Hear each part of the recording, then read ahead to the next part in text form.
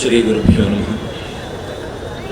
गुरुर्ब्रह्मा गुरुर्विष्णु गुरुर्देवो महेश्वरः गुरुः साक्षात् परं ब्रह्म तस्मै श्री गुरवे नमः। मार्गावर्तितपादुका पशुपते रङ्गस्य कूर्चायते गण्डूषाम्बुरिषेवणं सुरगुरोर्दिव्याभिषेकायते किंचन भक्षित मांस शेष कवलम नव्योपहारायते भक्ति किम न करोत्यहो वनचरो भक्तावतंसायते అని శివానంద లహరిలో శంకరాచార్యుల వారు చెప్పినట్లుగా పరమేశ్వరుడికి భక్తి తప్ప మరేమీ అక్కర్లేదు. భక్తితో మనం చేసేటువంటి ఉపచారాలు తప్ప ఆ ఉపచారాల్లో ఉండేటువంటి విశేషాలు ఏవి ఆయనకు అక్కర్లేదు. అలా కావలసిన వాడే అయితే గనక ఒక వేటగాడు తన కాలి చెప్పుతో కంటి మీద తంతూ ఉంటే ఆయన అప్పుడే కాదని ఉండేవాడు. కానీ మార్గావర్తిత పాదుకా పశుపతే రంగస్య కూర్చాయతే, ఆయన పాత చెప్పుతో కంటి మీదే తన్నుతూ ఉంటే ఏదో కూర్చతో అంటే మెత్తటి పదార్థంతో శరీరాన్ని నిమురుతున్నట్లుగా సంతోషించాడు. ఆయనకే కనుక వస్తువులే, భక్తి కంటే వస్తువులే ప్రధానమై ఉంటే ఆ వేటగాడే నోట్లో నీరు పుక్కిలించి అభిషేకం అని అనుకుని లింగం మీద ఉమ్మేసినప్పుడు అయ్యో ఎంగిల్ నీరు నా మీద పోస్తున్నాడే అని అనుకుండేవాడు. ఆయన అలా అనుకోలేదు. దివ్యాభిషేకం చేశాడు, దేవతలే చేయని అభిషేకం చేశాడని అనుకున్నాడు. ఆ వేటగాడిలో ఉండేటువంటి ఒక మూఢ భక్తిని ఆయన గుర్తించాడు. ఆయనకే కనుక వస్తువులు కావాలి అనుకుంటే ఆ వేటగాడు ఎక్కడో వేటాడి ఏదో మాంసం సంపాదించుకుని ఆ మాంసాన్ని ఆకలేస్తే సగం తినేసి సగం ఎంగిల్చేసి తీసుకొచ్చి ఇది నైవేద్యం నీకు అని అంటే అప్పుడొచ్చి ఇచ్చి అని ఉండేవాడు. ఆయన అలా అనలేదు. దాన్ని చాలా శ్రద్ధగా అంగీకరించాడు. తిన్నాడా తినలేదా ఆ మాటలు మనకొద్దు, కానీ శ్రద్ధగా నైవేద్యంగా అంగీకరించాడు. ఆయన ఈ మూడు సందర్భాల్లోనూ చూసింది ఆ వేటగాడిలో ఉండేటువంటి భక్తిని మాత్రమే. భక్తి అంటేనే తెలియని వేటగాడిలో ఉండేటువంటి ఒక ప్రేమని, ప్రీతిని చూశాడు. ఆ ప్రేమని తప్ప మరొక దాన్ని ఆయన పట్టించుకోలేదు. ఎంతగా పట్టించుకోలేదు అంటే ఆ భక్తిని లెక్కగట్టి ఆ భక్తినే ప్రధానంగా చేసుకుని ఆ వేటగాడినే తన భక్తుల్లో నంబర్ 1 భక్తుల కింద లెక్కేసుకున్నాడు.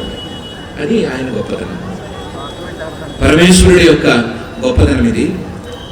అలాంటి పరమేశ్వరుడు శ్రీకాళహస్తీశ్వరుడు ఈరోజు మన మధ్యకు వచ్చాడు. మనం భక్తిగా ఆయన దగ్గరికి వెళ్ళినా వెళ్ళకపోయినా, ఈ రోజు వెళ్ళగలిగినా వెళ్ళలేకపోయినా ఆయన మాత్రం పరిగెత్తుకుంటూ మన దగ్గరికి వచ్చాడు. వచ్చి మన ముందే ఆయనే కళ్యాణం చేసుకుంటూ కనిపించి మనల్ని అనుగ్రహించడానికి సిద్ధంగా ఉన్నాడు. అలాంటి పరమ పవిత్రమైన రోజు, భగవంతుడే భక్తుల దగ్గరకు వచ్చినటువంటి పరమ పవిత్రమైన రోజు. దానికి పవిత్రత అనేది మరొక రకంగా కూడా చేకూరింది. ఈ కార్తీక సోమవారం విశేషమైన రోజు. ఈ రోజు నక్షత్రం కూడా రాముల వారి నక్షత్రం.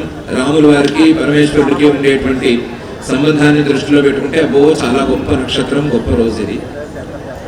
ఇలాంటి రోజున మనం అందరము ఆ కాళహస్తీశ్వర స్వామి వారిని దర్శనం చేసుకోబోవటం, ఆయన యొక్క కళ్యాణోత్సవాన్ని తిలకించబోవటం అనేది జన్మ జన్మల అదృష్టంగా మనం భావించాలి. ఎందుకంటే శ్రీకాళహస్తీశ్వరుడు అనేటువంటి పేరులోనే ఆయన ఎవరినైనా సరే, ఎంతటి వాళ్ళనైనా సరే అనుగ్రహిస్తాడు అనేటువంటి అర్థం దాగి ఉంది. కేవలం ఇలాంటి వేటగాడిని మాత్రమే కాదు, ఏమీ తెలియని మూఢభక్తి అంటే మూఢభక్తి అనే ఉన్న వేటగాడిని మాత్రమే కాదు, అసలు భక్తి తాలూకు స్పర్శే లేని సామాన్య ప్రాణులని ఉద్ధరించినటువంటి చరిత్ర కూడా ఆయనకుంది. ఆయన పేరులో ఉండేటువంటి శ్రీకాళహస్తి అనే మూడు జంతువులు, ఆ జంతువుల పేరు మీదే తాను ఈశ్వరుడుగా పేరు తీసుకున్నాడు. శ్రీ అంటే సాలిపురుగు, కాళం అంటే పాము, హస్తి అంటే ఏనుగు. ఈ మూడు జంతువులు ఆ స్వామిని ఏదో శ్రద్ధగా సేవించుకున్నాయి. జంతువులకి ఏమాత్రం శ్రద్ధ ఉంటుంది, జంతువులకి ఏమాత్రం భక్తి ఉంటుంది, జంతువులకి పూజాదులు చేసేటువంటి అవకాశం ఏమాత్రం ఉంటుంది అని ఒకసారి ఆలోచిస్తే, ఏమాత్రం అవకాశం లేని ఆ జన్మలలో అవి స్వామిని ఎంతో కొంత సేవించుకున్నాయి. ఈ సాలెపురుగేమో వెళ్ళి ఇంకేం చేయలేక తాను నిరంతరం కట్టుకునే గూడునే స్వామి మీద కట్టింది. పాము వెళ్ళి ఆయన్నే చుట్టుకుని పడుకుంది. ఈ ఏనుగు తొండంతో ఎన్ని నీళ్లు తీసుకురాగలిగితే అన్ని నీళ్లు తీసుకొచ్చి స్వామి మీద కుమ్మరించింది.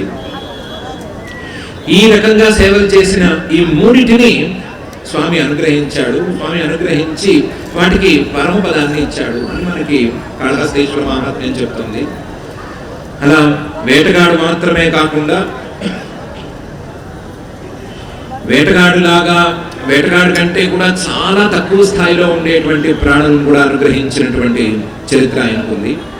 అలాంటి చరిత్ర ఉన్న, అలాంటి సర్వానుగ్రహ బుద్ధి ఉండేటువంటి స్వామి తాలూకు విశేషమైన కార్యక్రమానికి మనం హాజరవ్వటం అంటే నిజంగా చాలా చాలా మనం సంతోషించాలి.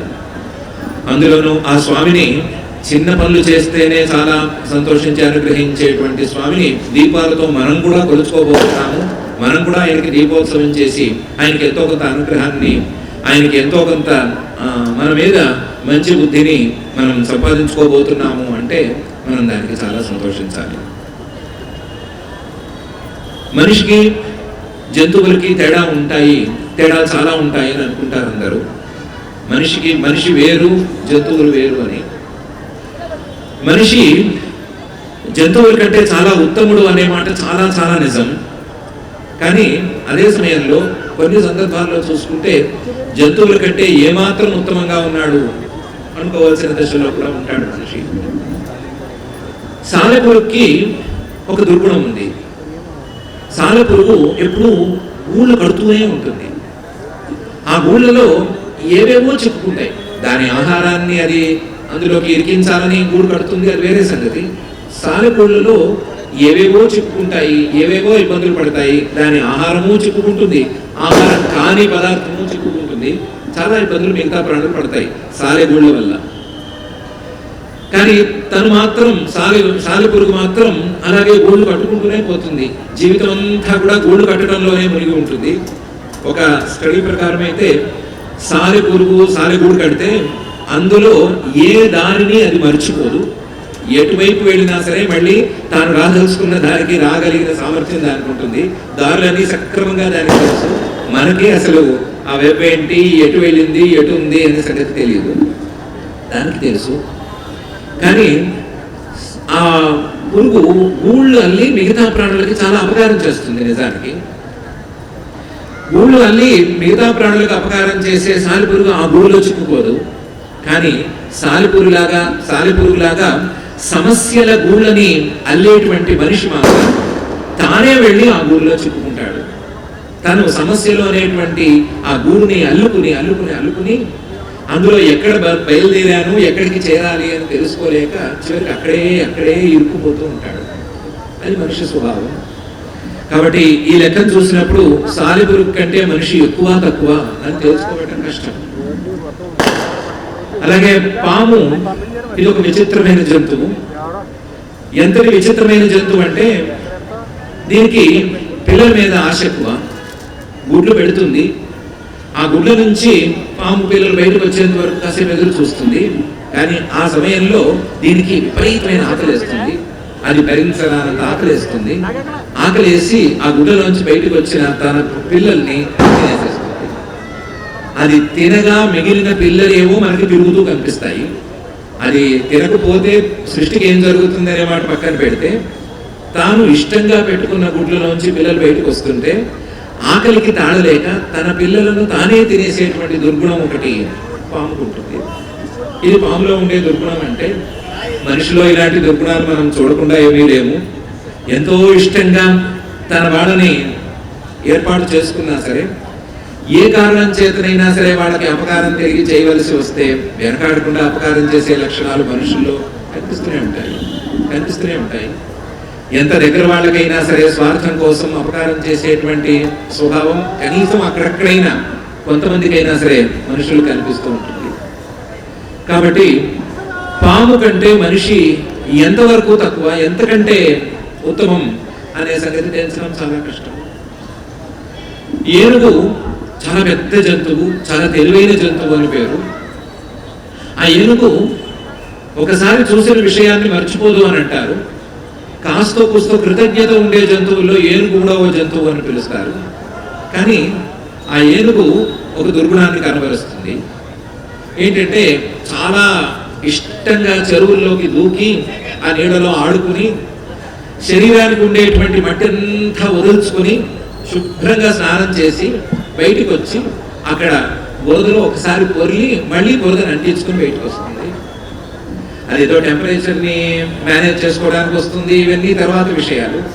శుభ్రంగా స్నానం చేసిన జంతువు మళ్ళీ ఎందుకు బురదను అంటించుకుంటుంది అని ఆలోచిస్తే ఆ గుణం ఆ జంతువుకు ఉంది అనే చెప్పాలి. మరి మనిషి మాత్రం ఒకసారి ఒక మంచి నిర్ణయం తీసేసుకున్న తర్వాత, ఇలా ఉండకూడదు అని అనుకున్న తర్వాత మళ్ళీ బురద లాంటి నిర్ణయాలు తీసుకోవటం లేదా? తీసేసుకుంటూనే ఉన్నాడు కదా.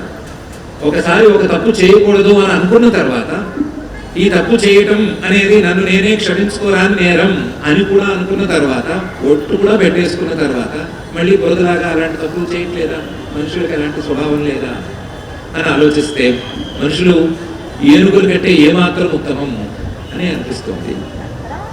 కాకపోతే మనుషుల్ని ఒకవేళ ఆ జంతువుల కంటే కొంచెం తక్కువ స్థాయిలో చూసుకున్నా సరే, ఆ జంతువుల్నే ఉద్ధరించినటువంటి ఆ శ్రీకాళహస్తీశ్వరుడు జంతువుల్నే వాటి దోషాలని వాటికి అలాగే ఉండనిచ్చమని ఉద్ధరించినటువంటి శ్రీకాళహస్తీశ్వరుడు ఈ దోషాలన్నిటినీ తనలో కలుపుకున్నటువంటి మనిషిని కూడా ఎంతో కొంత ఉద్ధరించకపోతాడా అనేటువంటి అభిప్రాయం ఒకటి కనిపిస్తుంది.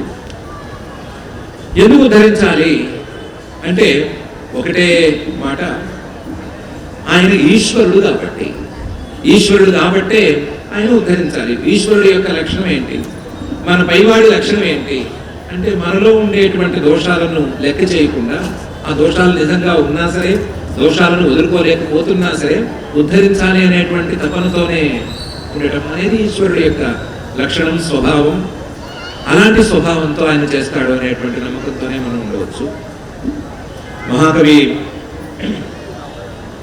ధూర్జటి గారి మాటల్లో చెప్పుకోవాలంటే మాత్రం ఈ ఈశ్వరుడు అందరినీ ఒకవేళ అనుగ్రహించకపోవచ్చు కాదు, అనుగ్రహించలేకపోవచ్చు. కానీ ఎవరైనా తనను సేవించాలనుకున్న వాళ్ళని మాత్రం తప్పనిసరిగా అనుగ్రహిస్తాడు. ఎందుకంటే ఏ అర్హత లేకపోయినా సరే ఈ శ్రీకాళహస్తుల్ని అనుగ్రహించాడు ఆయన. ఏ వేదంబు పఠించే లూత భుజగం వేశాస్త్రములు చూచే తానే విద్యాభ్యసనం వనర్చ కలి సెన్సేనంతమూహించే బోధావిర్భావ నిదానువులు చదువులయ్యా కావు నీ పాద సంసేవాసక్తియే కాక జంతు తతికిన్ శ్రీకాళహస్తీశ్వర అని కాళహస్తీశ్వర శతకంలో ఆయన చెప్పినట్లుగా, ఆ సాలెపురుగు ఏ వేదాలు చదువుకుంది, ఏ మంత్రాలు చదువుకుంది? సాలెపురుగు తర్వాత వచ్చినటువంటి చెంచువు ఏ మంత్రాలను పఠించాడు? చెంచు అంటే వేటగాడు ఏ మంత్రాలను పఠించాడు? పాము ఏ శాస్త్రాలను చదువుకుంది? హస్తి అంటే ఏనుగు ఏమాత్రం విద్యలను నేర్చుకుంది? విద్యల్ని, వాటి వల్ల వచ్చేటువంటి ఉపయోగాల్ని, భౌతికమైనటువంటి ఉపయోగాల్ని లెక్కపెట్టే దేవుడు కాదు ఆయన. తనకి ఏదో విధంగా చిన్నపాటి సేవ చేద్దామని అనుకున్నా సరే, చిన్నపాటి సేవ చేయడం మొదలు పెట్టినా సరే దానికి అనంతమైన ఫలితం ఇద్దాము అనుకునేటువంటి దేవుడు ఆయన.